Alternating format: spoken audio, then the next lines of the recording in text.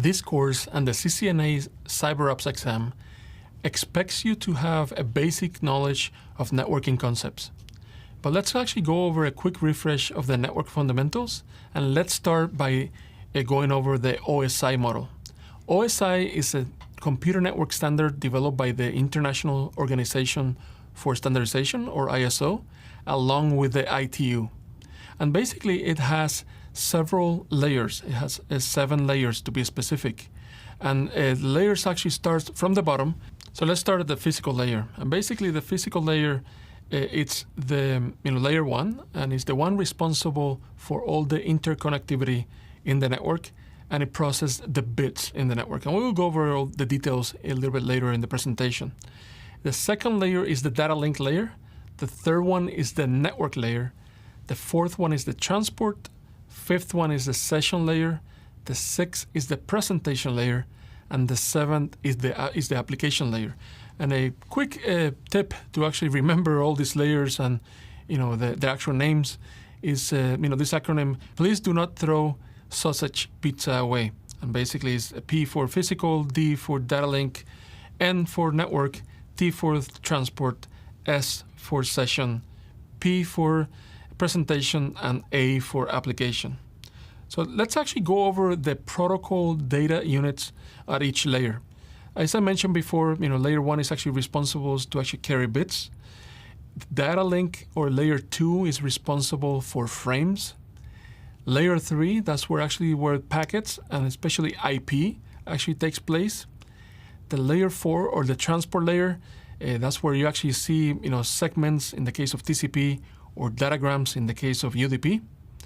And in layer 5, that's where actually you start seeing data all the way through the application layer.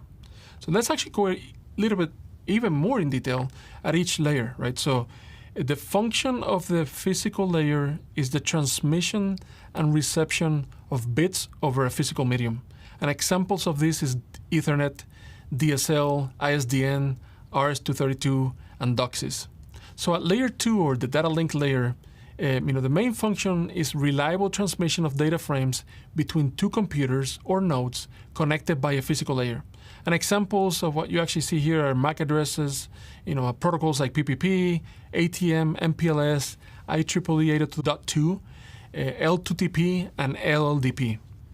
Now in layer 3, the main function is the management of a network, including IP addresses, routing, and traffic control. And examples are IPv4, IPv6 addresses, IPsec, and ICMP. And we'll go over all these type of protocols, especially IPsec, later in the course.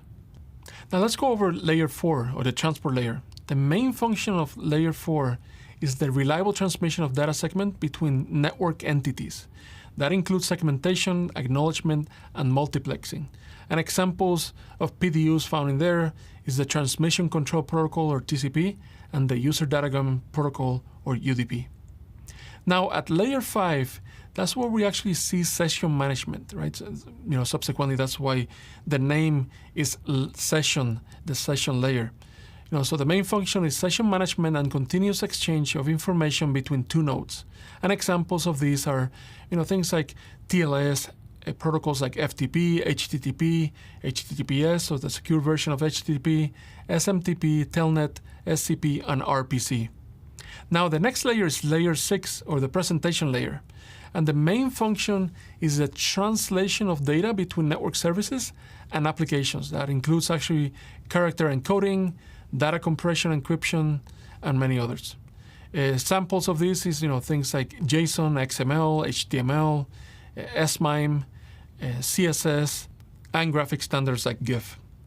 Now the last one is layer 7, or the application layer, and the main function is actually to host or to handle all applications and also APIs, basically including resource sharing, remote file access, and others. And examples of these applications are things like SSH, SNMP, web services, REST services in case of APIs, and SOAP.